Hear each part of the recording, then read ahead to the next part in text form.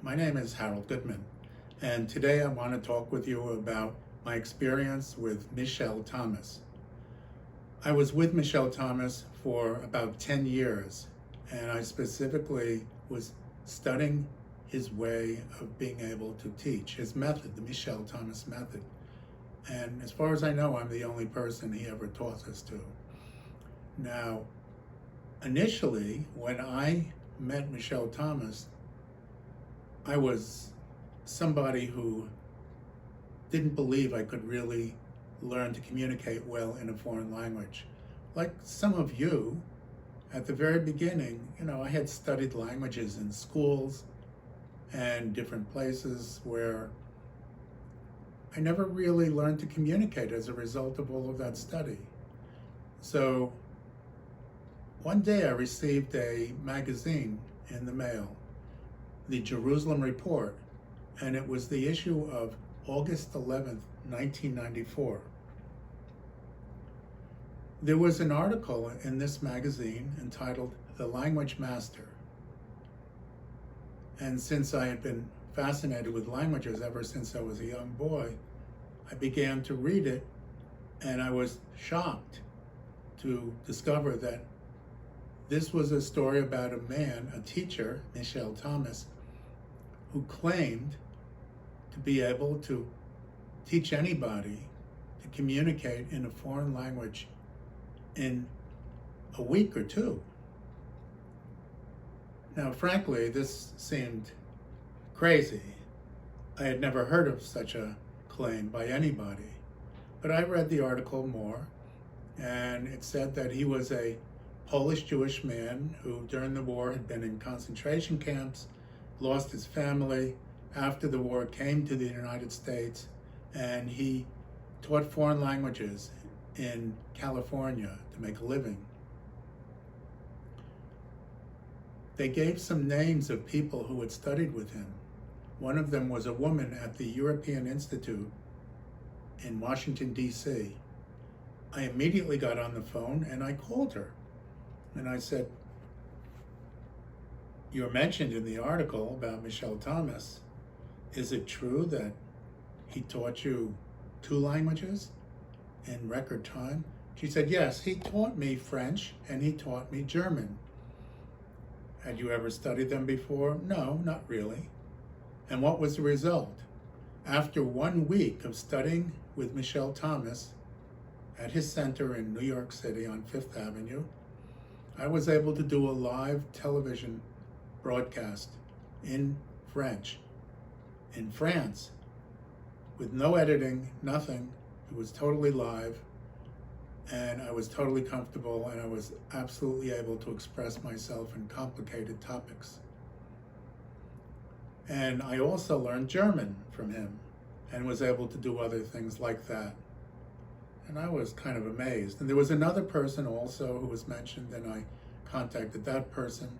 And I realized, I think this is for real. I think this guy actually has been able to do what he claims he can do, which is to teach a language to a non-speaker in a record time. It said in the article that he didn't want to share how he did this with others.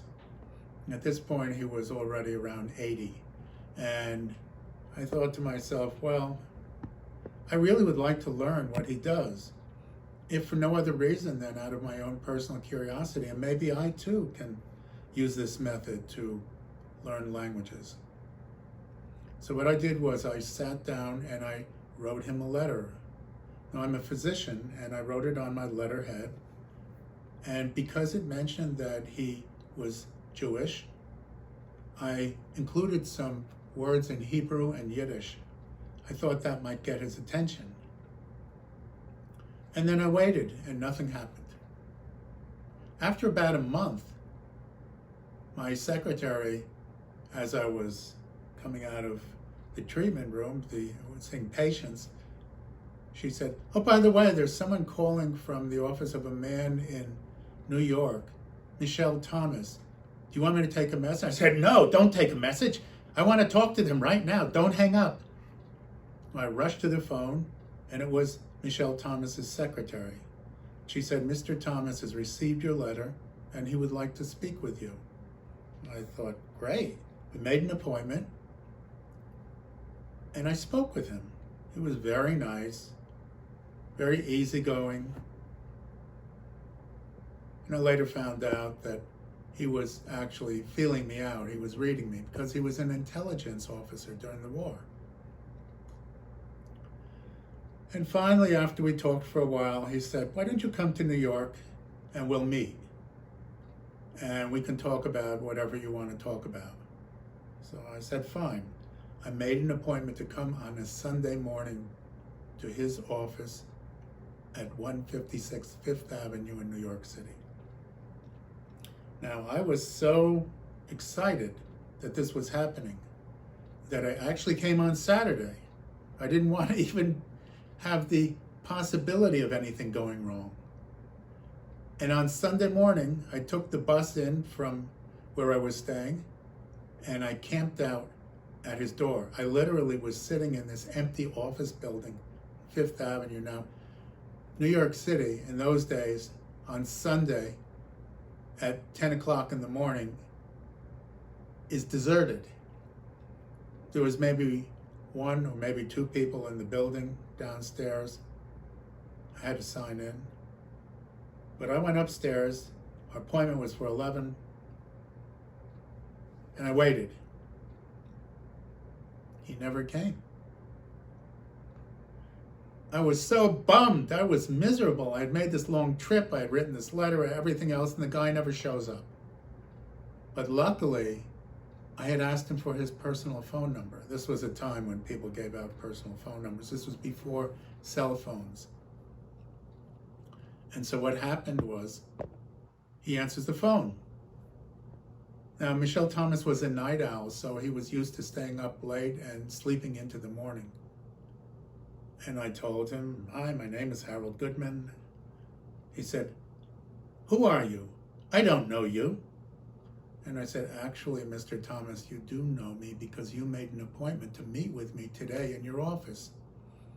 And he said, oh, shit! Which, by the way, in 10 years was the only time I ever saw him lose his cool. He said, don't go anywhere, like I'm going to go somewhere.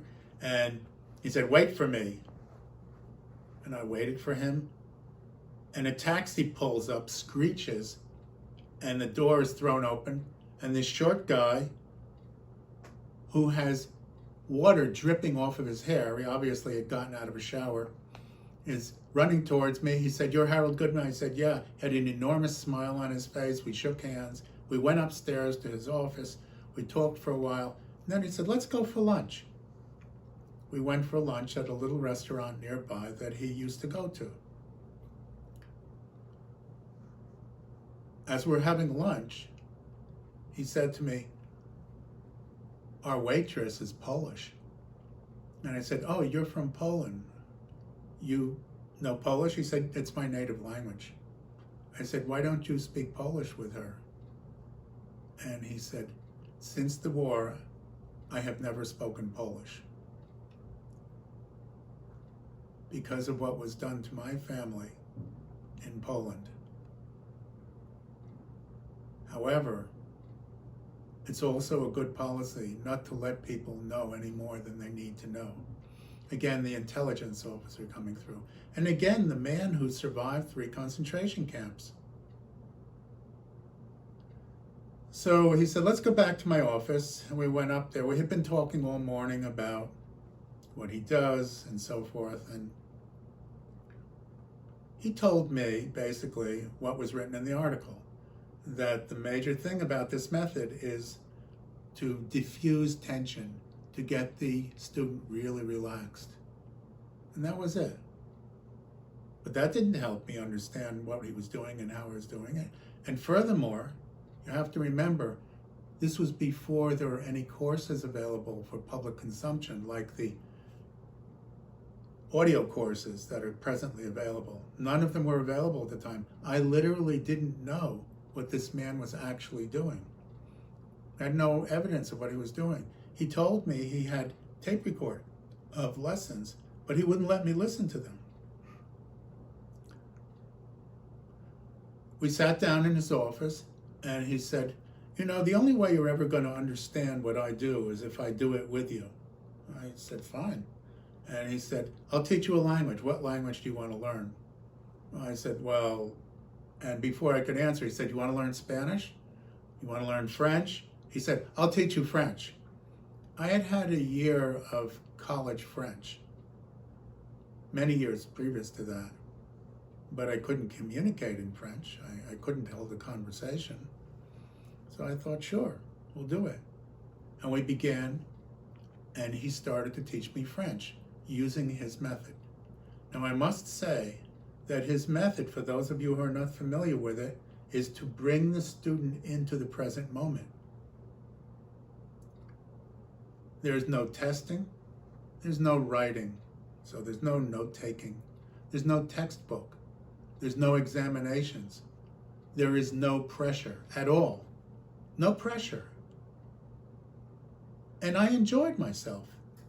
He would say something to me, and then based on what he said, how do you say this in French? Well, he had just told me, so I said it back to him. And then he would say something else, and he said, well, this is the word for house. And you just learned how to say, I go to. So how would you say I go to the house? I said, well, and I would say it in French. And then he would say, this is the word for theater in French, and so forth. Library, school. And how do you say, I go to the school, I go to the library, I go to the theater? Well, I just repeat back what he had said.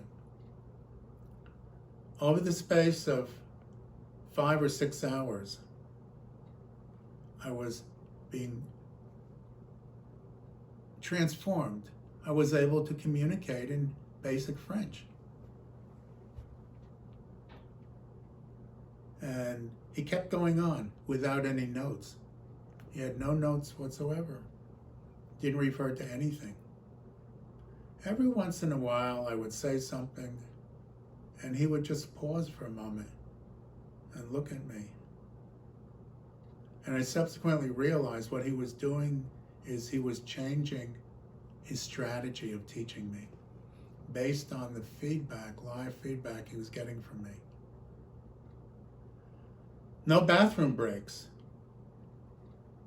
Finally, I said, I really have to go to the bathroom. So he nodded, I went to the bathroom, I came back. He just resumed exactly from where we were. And finally, it was getting late, and I did have a train ticket to return to my home in Maryland, many hours away. And I told him, and he said, we'll go in a cab together. I'll drop you off at the station and I'll go home. And fine. Over the next 10 years that I continued to visit with him, interview him about his life, his work, it was always the same thing. We'd go all day Saturday, all day Sunday, break for lunch. If there was time for supper, we would have supper together. And then he would drop me off at the train station and I would go home. Over a period of 10 years, I learned a lot about his life, but not so much about his method. The only thing I was getting from his method was what he was doing with me personally. He wouldn't comment on it. For a long time, he wouldn't really get into things like the methodology of how he put these lessons together, how he broke down a language and rebuilt it in order to teach it. But I began to figure it out. I began to consider what I had been taught and how it was taught. And on the train home, every time, I would take voluminous notes because he wouldn't allow me to record anything except his conversations about him and his past. One day I told him, I said, you know, I need to record the lessons that you're doing with me. And he said, no. And I said, why not? He said, because if you do that and analyze it, you'll figure out what I'm doing. And I said, Well, why the hell do you think I've been coming here for the last 6, 7, 8 years? And he said, no. I said, okay. I got up and I walked out of the room. And he ran after me. He said, come back. The only way I got anywhere with him over 10 years to figure out what he was doing was to call his bluff. To basically say, you refuse to cooperate with me, I refuse to cooperate with you. I'm out of here. I'm leaving. Well, I came back many, many, many times. And over a period of 10 years, I began to figure out not only what he was doing, how he was doing it, and how he was creating this whole thing in the first place. Now, some of you may wonder, well, how was he? So I'll tell you what I know. The first thing you have to understand is there are so many people who are trying to figure out how Michel Thomas is able to achieve the miracles in teaching foreign languages that he does and that he has. And basically it comes down to this. And for those of you who meditate, you know, in meditation, you need to stay in the present moment. You need to stay in the now. That was central to his work. He would always keep the student in the now, the eternal now. Because in the now, everything is safe. You're comfortable in the now. You think about the future, will I remember this? What will happen? Or the past, well, I'm not so great at languages, or I don't know how I'll remember this because I've forgotten in the past. No, you bring the student back to the present moment. And you bring them back to the present moment constantly. Now, there's some times where I would look for things like this, searching my memory, and he would quickly say, come back. You're not going to find it up there. And I would come back. Some of our sessions lasted 5 or 6 hours without any breaks. And then in the afternoon, we would do many more hours until the evening, especially on Saturdays. He never got tired. And at the time, the man is in his 80s. But I got tired, and I sure wasn't in my 80s. In 2005, he died. And at that point, I had gotten most of what I wanted. I'd figured out how he did what he did. I figured out also that what you need to do, besides keeping the student in the present moment, is to do everything possible to reduce any form of tension. And one of the ways you do that is you break apart the language and you reconstruct it in a way so that when you discuss it in the student's native language, say English, it's like having a conversation with a friend. Subsequently, what happened was, after his death, Hodder and Stoughton, now Hodder and Arnold, approached me. Near the end of his life, he had been approached by them because BBC Two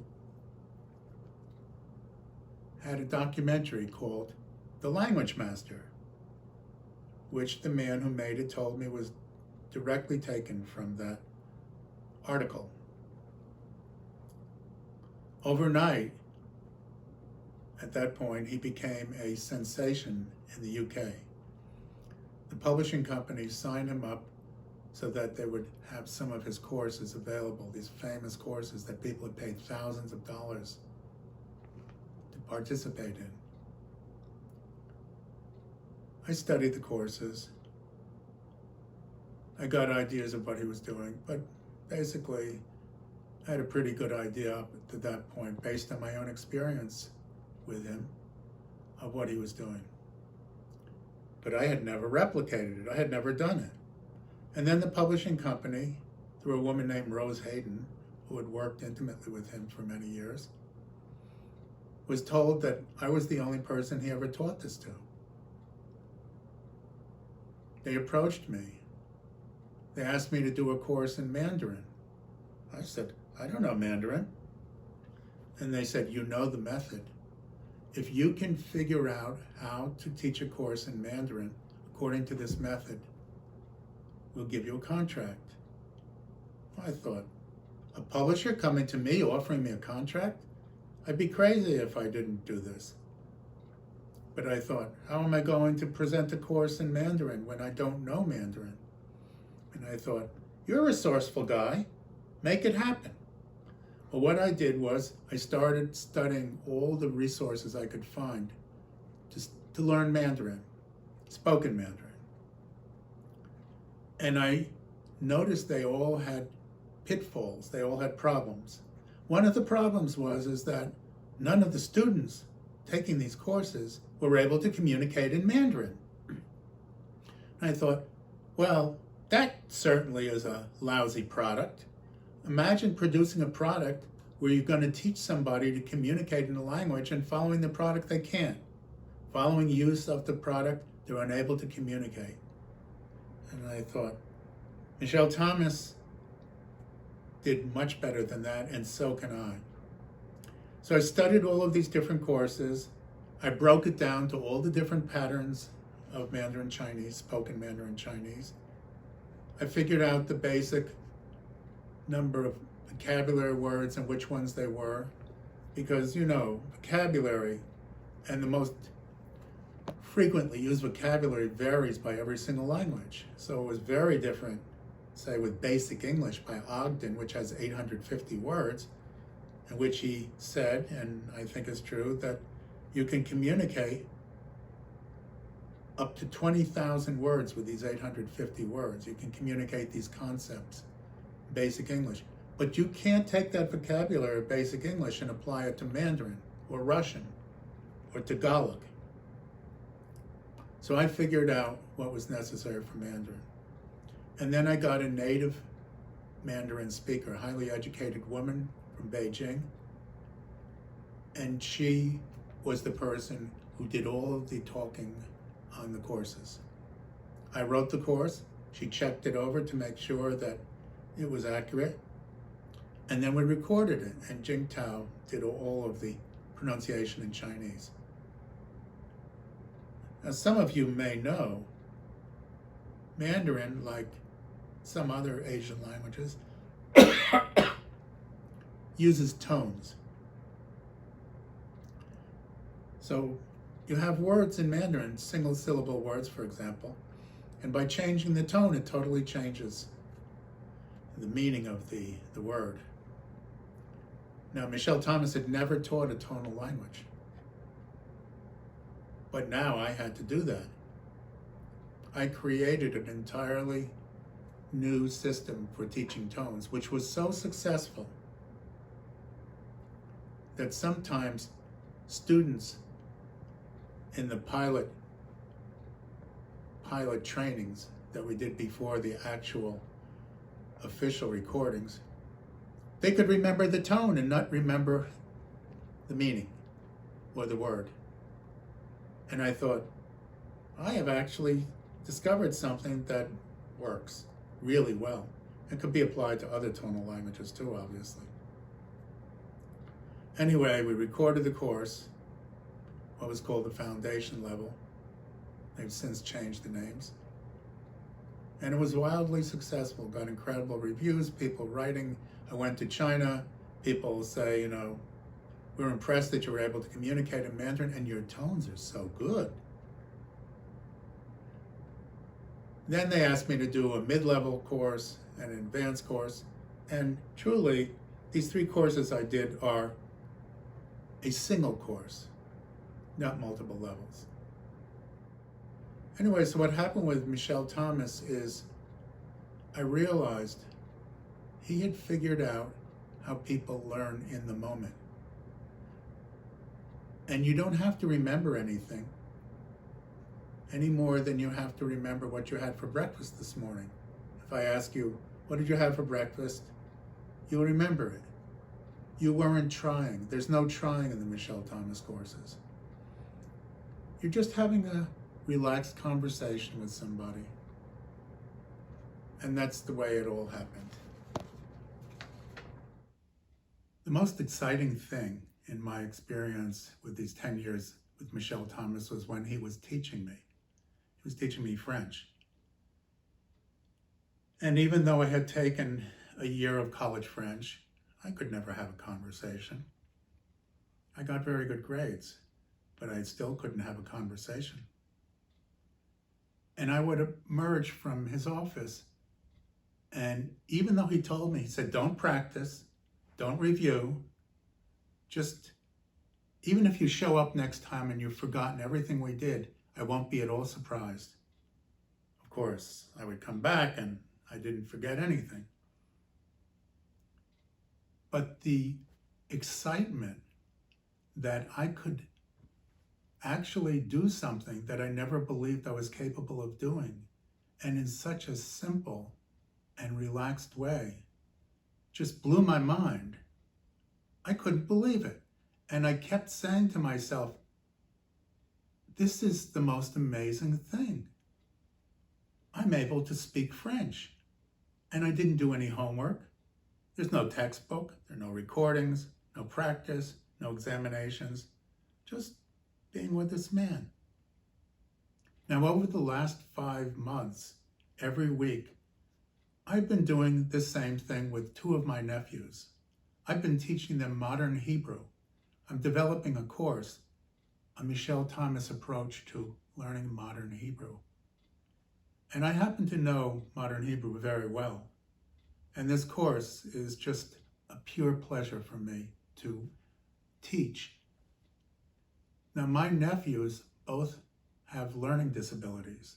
One of them, in fact, the older of the 2, they're in their 20s, had such severe dyslexia that he had to get special permission to do certain things while he was going through university. And he changed his major so that he wouldn't have to read too many books. And they tell me this is the highlight of their entire week. I never expected for my nephews, who are just, people who I never knew that well, to be so excited about something that I'm doing with them. Truly, this approach is mind-boggling. It's mind-blowing. I invite every single one of you to be my student, to learn modern Hebrew with me. I want to share this amazing language, and I want you to be my student. I'm working on the course, and when it's done, it's going to be amazing. Thank you.